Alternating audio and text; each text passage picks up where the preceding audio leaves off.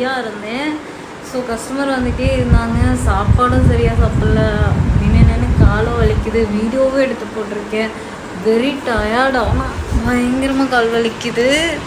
So வந்தங்காட்டி உட்காந்துக்கலாம் அப்படின்னு கால் ஒரு மாதிரியாக பெயினாக இருக்குது. இன்னும் வீட்டில் வேலை இருக்குது. மதியானம் வந்து 12 மணிக்கே சமைச்சு வச்சுட்டு ஓடிட்டேன். கடையில் வேலை முடிச்சு சாயந்தரம் டீ குடிக்கலான்னு வந்தேன். கஸ்டமர் வந்து மறுபடியும் கால் பண்ணங்காட்டி மறுபடியும் ஓடிட்டேன்.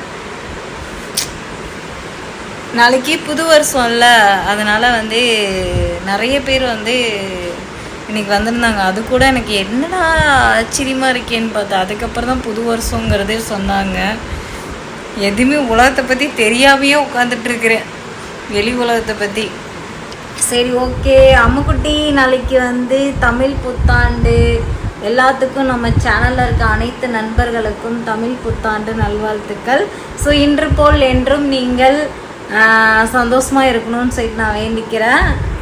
நீங்களும் வந்து எனக்காக வேண்டிக்கோங்க.